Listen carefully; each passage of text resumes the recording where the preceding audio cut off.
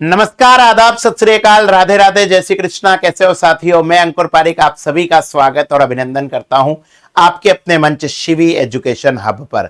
प्यारे साथियों, EO RO परीक्षा का लगभग आगाज हो चुका है और मोस्ट प्रोबेबली आपकी वैकेंसी ठीक है इस महीने के एंडिंग में या अगले महीने आ जाएगी। खैर, जब आएगी तब देखी जाएगी, लेकिन इतना तय है परीक्षा जरूर होगी, वैकेंसी जरूर आएगी। बकरे की माँ कब तक खैर मनाएगी, ईद आज नहीं तो भैया कल जरूर आएगी। तो परीक्षा की जो तैयारी कर रहे हैं, जो बिगिनर हैं या जिन्होंने पिछली बार भी पेपर दिया था या जो अलग अलग एग्जाम की तैयारी कर रहे हैं और जानना चाहते हैं कि ये ईओ आरओ भर्ती परीक्षा क्या होती है, तो आज मैं आपके लिए लेकर आया हूं एक छोटी सी वीडियो, लेकिन ज्ञानवर्धक वीडियो, जिसके अंतर्गत हम पाठ्यक्रम के ऊपर विस्तृत चर्चा करेंगे। सिलेबस क्या होता है, कैसे इसकी तैयारी करनी है और आपकी इस तैयारी में आपका ये अंकुर पारिक और ये शिवी एजुकेशन हब किस प्रकार से एक भागीरथ प्रयास कर सकते हैं।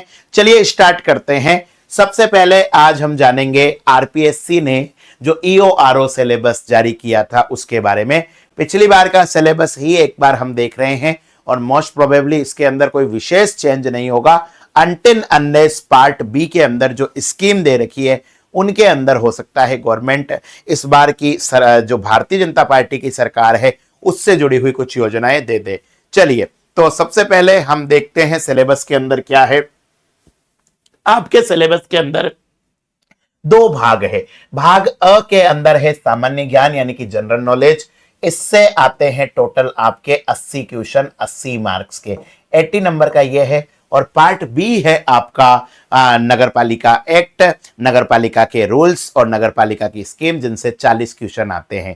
ठीक है, चलिए, तो भाग ए के अंदर सबसे पहले आएगा राजस्थान का इतिहास, कला, संस्कृति, साहित्य, परंपरा और विरासत। मेरे हिसाब से 80 में से लगभग 20 क्वेश्चन तो इस टॉपिक से आएंगे ही आएंगे। ठीक है, लगभग 20 प्रश्नों का यह जुगाड़ है। ठीक है, यानी कि हिस्ट्री और आर्ट एंड कल्चर 20 से ये 25 तक भी जा सकता है।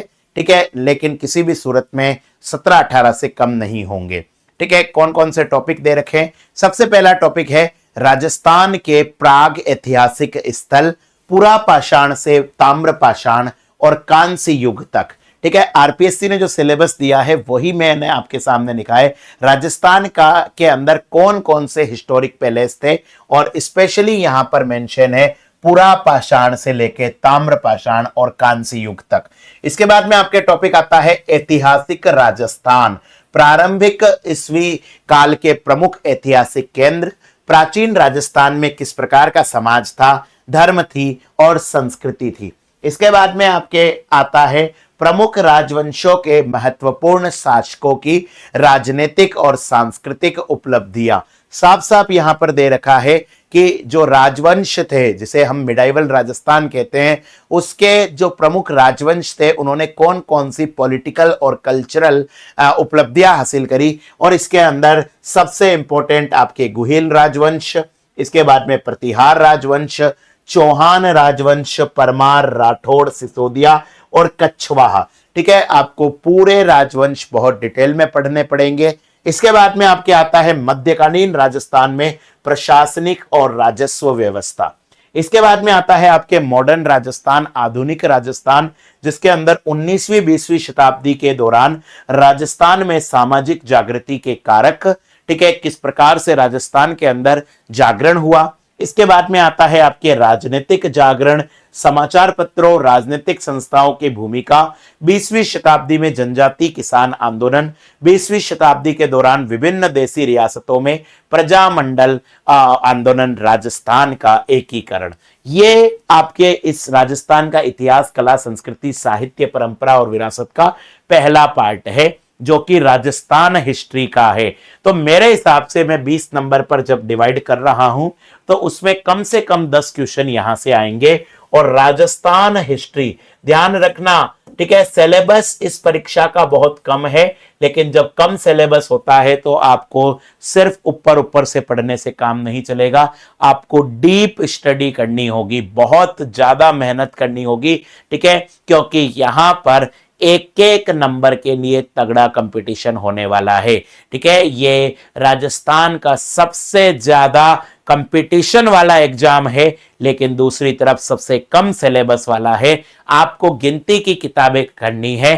ठीक है, जो गवर्नमेंट की बुक्स है उनको अच्छी तरीके से पढ़ लीजिए। हमारी टीम ने शिवी एजुकेशन हब ने भी कुछ नोट्स बनाए हैं, उनको अच्छे से पढ़ लीजिए। क्वेश्चन आंसर की प्रैक्टिस करिए, ये आपके लिए बहुत काम की चीज है। और जो आपके यहां पर क्लास होगी, ठीक है, आगे मैं आपको बताऊंगा EORO, ठीक है, हम मेंटरशिप प्रोग्राम, उसके अंदर ये जिम्मेदारी हमने दी है हमारे कैप ओपनर बल्लेबाज GP सर को। ठीक है, Gaurav Parashar sir, one of the best faculty, ठीक है, जिनको जो काफी लंबे समय से इतिहास, कला, संस्कृति पढ़ा रहे हैं, जिनकी खुद की बुक्स आई है, जो राजस्थान के उन गिने चुने शिक्षकों में से एक है, जिनका इंग्लिश मीडियम पर भी उतना ही बढ़िया पकड़ है जितना हिंदी मीडियम में है। तो ये आपके लिए GP सर की तरफ से क्लास होगी। चलिए, इसके बाद में आती है राजस्थान की आर्ट एंड कल्चर। ठीक है, राजस्थान के जो आर्ट एंड कल्चर है भाई साहब, इससे भी मेरे हिसाब से 10 क्वेश्चन तो आएंगे ही आएंगे। राजस्थान की वास्तु परंपरा, ठीक है, जिसके अंदर आपके मंदिर है, किले हैं, मानव निर्मित जलीय संरचनाएं हैं, चित्रकला की विभिन्न शैलियां और हस्तशिल्प। प्योर आर्ट एंड कल्चर है, फैक्चुअल है, लेकिन फैक्ट के साथ साथ में अधिकारी लेवल का पेपर दे रहे हो, कॉन्सेप्ट भी आपको आने चाहिए। इसके बाद में आते हैं राजस्थान की प्रदर्शन कला, जिसके अंदर आपके शास्त्रीय संगीत, शास्त्रीय नृत्य, लोक संगीत, वाद्य, लोक नृत्य, नाट्य, ये सारे के सारे इसके अंदर आएंगे। इसके बाद में आपके आती है भाषा एवं साहित्य। राजस्थानी भाषा की कौन कौन सी बोलियां हैं, ठीक है, राजस्थानी भाषा का साहित्य और लोक साहित्य क्या होता है, धार्मिक जीवन, जिसके अंतर्गत राजस्थान का धार्मिक समुदाय क्या क्या है, राजस्थान में संत और संप्रदाय किस तरीके से चलता है, राजस्थान के लोक देवी देवता क्या है, ठीक है, पंचपीर के साथ साथ में आपको सारे देवी देवताओं के बारे में पढ़ना होगा। ठीक है, ये सिलेबस आपके लिए है, PDF आपको मिल जाएगी, लेकिन फिर भी आपको इस सिलेबस के बारे में पता होना चाहिए। इसीलिए आपके लिए ये वीडियो में बना रहा हूं और एक एक चीज आपके सामने बोल रहा हूं। फिर आता है राजस्थान में सामाजिक जीवन, सोशल लाइफ इन राजस्थान, जिसके अंदर आपके मेले और त्योहार आएंगे, सामाजिक रीति रिवाज आएंगी, परंपराएं आएगी, वेशभूषा आभूषण आएंगे। उसके बाद में राजस्थान के प्रमुख व्यक्तित्व के अंदर आपके हिस्ट्री से जुड़े हुए व्यक्तित्व भी आ जाएंगे, और आपके जो मॉडर्न व्यक्तित्व है, पर्सनैलिटी है, वो भी आ जाएगी। लोक संगीत, लोक नृत्य, वाद्य यंत्र, आभूषण, राजस्थानी संस्कृति, परंपरा, विरासत और महत्वपूर्ण ऐतिहासिक पर्यटक स्थल, ये पूरी की पूरी राजस्थान कला और संस्कृति बहुत ही इंपॉर्टेंट टॉपिक होती है। और इस EORO की तैयारी करने का एक फायदा ये होगा कि आप दूसरे एग्जाम भी अगर कोई दे रहे हैं तो वहां पर भी इतनी डिटेल में आपको Rajasthan history, art and culture GP sir पढ़ा देंगे कि आपको दिक्कत नहीं होगी। आप राजस्थान का कोई भी एग्जाम दोगे तो उसके अंदर आपको ये हिस्ट्री और कल्चर तो आएगा ही आएगा। तो एक बार शिद्दत से इन विषयों को आपको पढ़ ही लेना चाहिए। यहां पर आपको एक बार फिर GP सर ही मिलेंगे। लंबी चौड़ी टीम नहीं है EORO के लिए, गिनती के टीचर हैं, लेकिन ऐसे टीचर हैं जो हमेशा आपके लिए अवेलेबल रहेंगे। ठीक है, हमारी त्रिमूर्ति है, ठीक है, वो त्रिमूर्ति एक तरीके से आपके लिए हमेशा तत्पर रहेगी।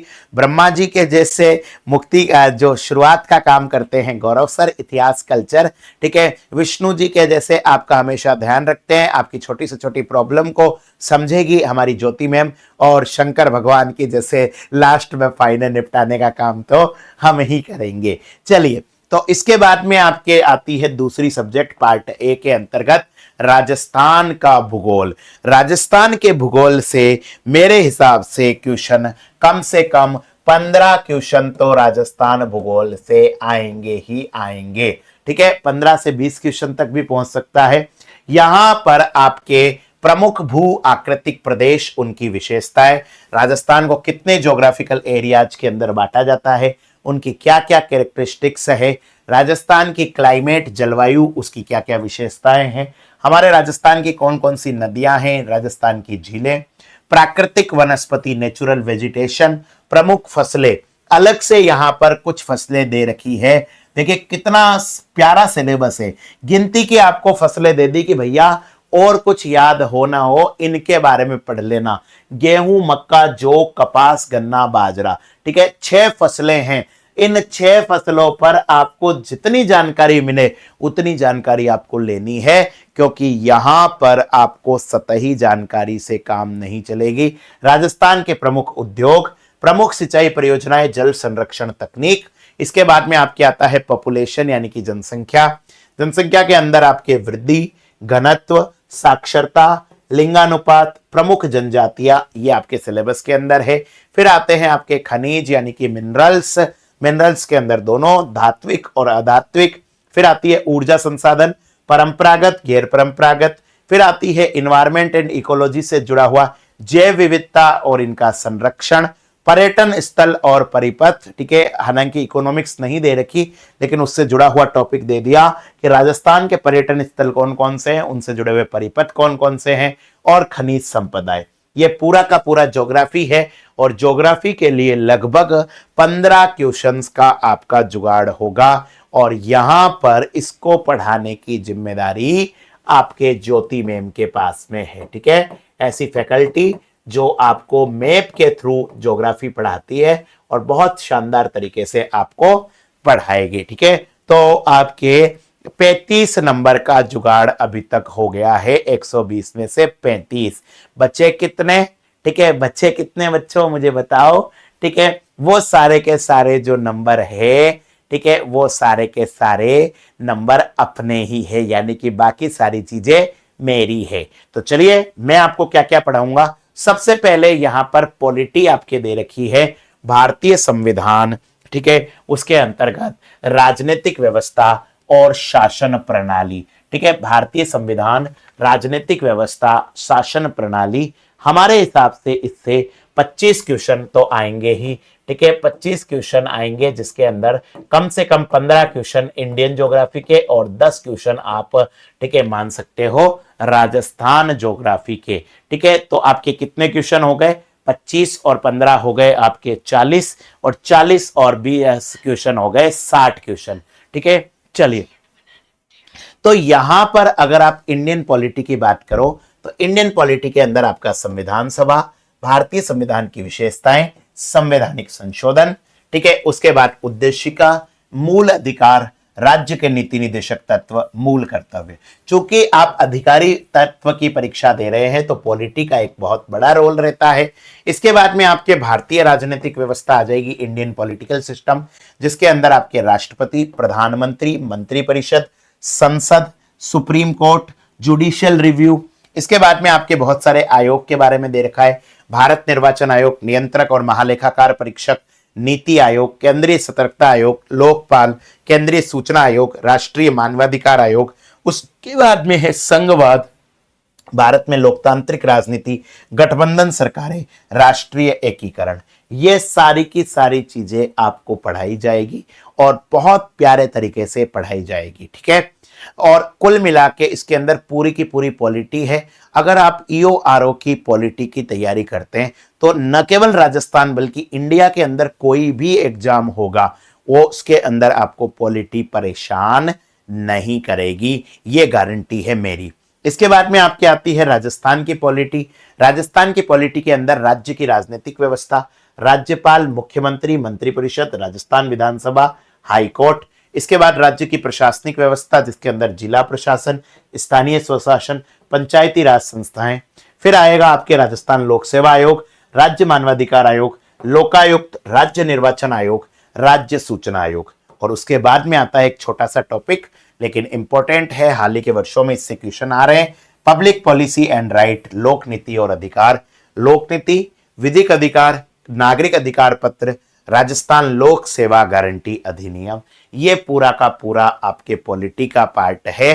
ठीक है, और ये चाहे इंडियन पॉलिटी हो चाहे राजस्थान पॉलिटी हो, दोनों ही आपको मैं यानी कि अंकुर पारिक पढ़ाएगा। ठीक है, और ये मेरी गारंटी है कि अगर आप मुझसे पॉलिटी पढ़ोगे तो आपके ईओआरओ में तो फायदा होगा ही, जीवन के अंदर पॉलिटी के कोई क्वेश्चन गलत नहीं होंगे, क्योंकि पॉलिटी मेरा जुनून है। सुबह से शाम तक हम पॉलिटी पढ़ते हैं। ठीक है, तो 25 पढ़ते हैं, पढ़ाते हैं, तो आपके 80 में से 25 और 15 40 और 20 60 क्वेश्चन हो गए हैं। इसके बाद में आपके करंट अफेयर के अंदर 20 क्वेश्चन मेरे हिसाब से करंट अफेयर के आएंगे, जिसके अंतर्गत राजस्थान के क्वेश्चन आ सकते हैं। ठीक है, आपके लगभग 10 से 12 क्वेश्चन राजस्थान के आ जाएंगे। ठीक है, आपके 8 से 10 क्वेश्चन आपके इंडिया के आ जाएंगे और 3 से 4 क्वेश्चन आपके वर्ल्ड के आ जाएंगे। ये एक उम्मीद है।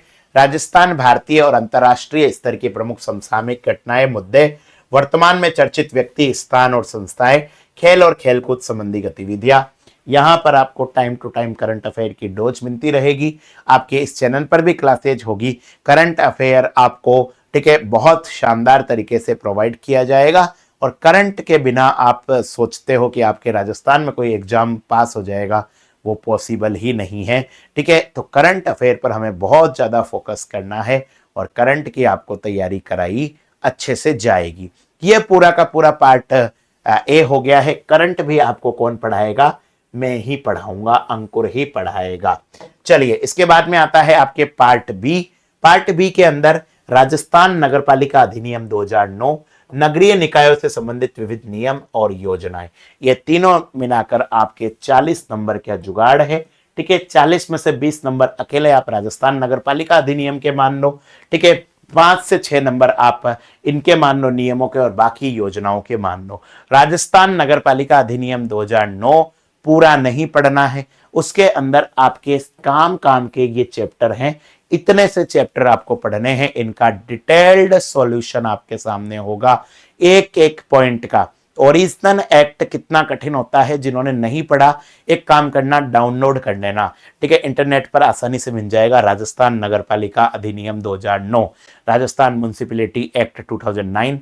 आपकी कोई सी भी 3 लाइन पढ़ के देख लेना, दिन में तारे याद आ जाएंगे। कानूनी भाषा में लिखी होती है, लेकिन हमारे मित्र जो कि खुद कानूनी सलाहकार हैं, उनसे पिछली बार मैंने बैठकर एक एक पॉइंट समझा था, खुद के नोट्स बनाए थे, उन नोट्स को अपडेशन का काम कर रहे हैं, तो वो आपको प्रोवाइड किया जाएगा। ठीक है, राजस्थान नगरपालिका अधिनियम। इसके बाद में आपके राजस्थान के कुछ नियम है, एक 1974 का है, 2009 के हैं। इनको हमें पढ़ना है। राजस्थान नगरपालिका सामान क्रय और अनुबंध नियम 1974, कार्य संचालन नियम 2009, समितियों की शक्तियां, कर्तव्य और कृत्य नियम 2009, और उसके बाद में राजस्थान के शहरी क्षेत्रों में संचालित प्रमुख योजनाएं। इन योजनाओं को अभी हम नहीं देखेंगे जब तक नया सिलेबस नहीं आता है, क्योंकि यहां पर मुझे पूरी उम्मीद है कि इसके अंदर एक बड़ा चेंज हो सकता है, विशेषकर जो कांग्रेस सरकार की योजनाएं हैं या जिन योजनाओं का अब मतलब नहीं है, उन योजनाओं को शायद नहीं पूछा जाएगा, कुछ अपडेशन किया जाएगा गवर्नमेंट की तरफ। तो जैसे ही नया सिलेबस आ जाएगा, इन योजनाओं के बारे में हम पढ़ेंगे। तो ये मैंने आपको पूरा का पूरा सिलेबस बता दिया है, पूरा सिलेबस डिकोड करा है, और साथ में आपको उस त्रिमूर्ति के बारे में भी बताया है जो आपको पढ़ाएगी। ठीक है, एक बहुत बड़ा पोर्शन, चाहे वो राजस्थान पॉलिटी हो, इंडियन पॉलिटी हो, करंट अफेयर हो, या पूरा का पूरा पार्ट बी हो, वो आपके सामने मैं लेऊंगा। ठीक है, बहुत बड़ा रोल इस EORO की परीक्षा में आपके अंकुर पारिक का है, लेकिन जो बाकी 2 हमारे अध्यापक है, उनका भी एक बहुत बड़ा रोल है। ठीक है, लगभग 35 से 40 नंबर का जुगाड़ है। ठीक है, आपके GP सर और ज्योति मैम का, वो भी आपको टाइम टू टाइम क्लासेस लेगी। ठीक है, आपके लिए फ्री डेमो क्लासेज हम YouTube पर चालू करने वाले हैं। ठीक है, शुरुआत पार्ट बी के साथ में ही करूंगा, ताकि आपको पता चल जाए किस तरीके से नगरपालिका एक्ट पढ़नी है। आपके लिए बेटा ये इंफॉर्मेशन मैं बता दूं परीक्षा प्रणाली की, कि पिछली बार ये सिस्टम था, पार्ट ए से 80 क्वेश्चन आएंगे, पार्ट बी से 40 क्वेश्चन आएंगे, टोटल 120 क्वेश्चन है, और 120 मिनट ही, यानी कि 2 घंटे का टाइम है। ठीक है, और यहां पर आपके माइनस मार्किंग भी होती है 1/3। क्यों ये वैकेंसी बढ़िया है? क्योंकि इसके अंदर सिर्फ एक ही पेपर है। ठीक है, न तो कोई प्री का लपड़ा, न मेंस की टेंशन, न CET की टेंशन, न आपको कोई बहुत ज़्यादा कोई फिजिकल है या इंटरव्यू है। लेकिन मुश्किल क्या है, जब सिलेबस छोटा होता है और कंपटीशन बहुत ज़्यादा होती है, तो आपको चूकने का कहीं पर नहीं है। हल्का सा सावधानी हटी दुर्घटना घटी, पूरी तरीके से शिद्दत से पढ़ना होगा। शॉर्टकट का जमाना नहीं है। ना ही आपकी क्लासेस लिमिटेड होगी कि सर हमारा सिलेबस तो 70 घंटे में हो जाना चाहिए। नहीं होगा 70 घंटे में। कोई 70 घंटे में करवा रहा हो वहां चल जाना। मेरे यहाँ पर तो एक एक चीज आपको बहुत डीप से पढ़ाई जाएगी। ठीक है, एक एक चीज पर आपको बार बार मल्टीपल रिवीजन करवाया जाएगा, क्योंकि यहाँ पर रिस्क नहीं ली जाएगी। ठीक है, चलिए तो तैयारी कैसे कराएंगे, हम आपकी मदद किस तरीके से करेंगे। आप अपने मोबाइल के अंदर गूगल प्ले स्टोर पर जाकर डाउनलोड कर सकते हैं शिवी एजुकेशन हब एप्लीकेशन को। वहां पर आपको एक कोर्स मिलेगा, आपको आरपीएससी ईओआरओ मेंटरशिप प्रोग्राम। ठीक है, किसी भी प्रकार की अगर आपको जानकारी चाहिए तो आप इन नंबरों पर फोन कर सकते हैं 7014495956। ठीक है, आपका जो मेंटरशिप प्रोग्राम होगी उसकी कुछ विशेषताएं। डेडिकेटेड बैच है ये, ईओआरओ के लिए स्पेशल बैच होगा, जिसके अंतर्गत आपकी लाइव क्लासेज चलेगी और साथ साथ में आपके लिए रिकॉर्डेड फैसिलिटी भी होगी। लाइव और रिकॉर्डेड क्लासेज होगी, आपके लिए मेंटर फैकल्टी होगी। ये हमारा एक अलग प्रोग्राम है। जितने भी टीचर्स आए, जितने भी स्टूडेंट्स आएंगे, उन सब को एक ना एक डेडिकेटेड टीचर दिया जाएगा, जिससे वो आराम से बात कर सकते हैं। फीमेल जो हमारी स्टूडेंट है, जो बच्चियां हैं, उनको मैम को प्रोवाइड की जाएगी ताकि अपनी प्रॉब्लम्स वो उनको बता सके। डेली का टारगेट आपको दिया जाएगा। हिंदी इंग्लिश मीडियम दोनों के लिए ये बैच अवेलेबल है।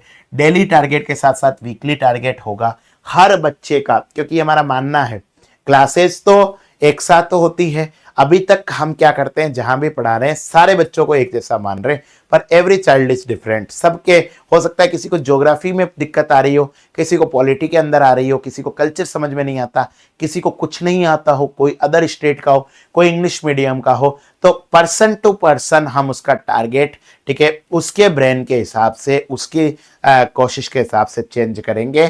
ठीक है, ये एक बहुत बड़ी चीज हम इनिशिएटिव चालू कर रहे हैं। स्टडी मटेरियल जो भी होगा, इस बैच को जो भी लेता है उनको पोस्ट से घर पे मिल जाएगा, ताकि उनके पास में अच्छी किताबों का, अच्छे सोर्स की कोई कमी ना हो।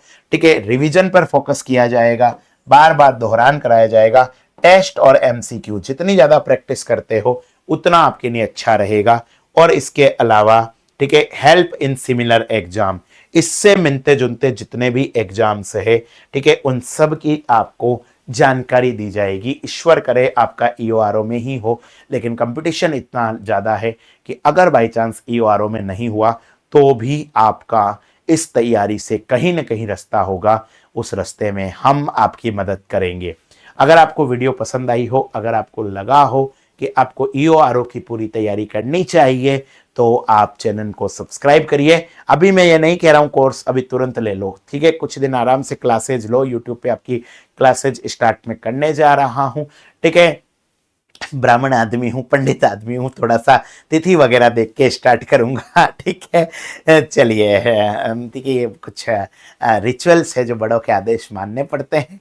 ठीक है, इनके अलावा इन क्लासेज को आप कंटिन्यू अटेंड करते जाइए और निश्चित रूप से आपकी तैयारी के अंदर हम एक बड़ी भूमिका निभाएंगे। हमारे Telegram channel Shivi education hub से जुड़ना न भूलिए। अगर आपको वीडियो पसंद आई हो तो चैनल को सब्सक्राइब करिए। फिर मुलाकात होगी, तब तक अपना, अपने चाहने वाले और अपने हिंदुस्तान का ख्याल रखिए। और हाँ, गौरव सर के नंबर के साथ साथ कई विद्यार्थी चाहते हैं कि अंकुर सर हम तो सीधे आपसे ही बात करना चाहते हैं, तो आप मेरे नंबर भी ले सकते हो 9636674763। ये मेरा नाम है अंकुर पारिक। ठीक है, चलिए तो आज के लिए इतना ही। राधे राधे, जय श्री कृष्णा।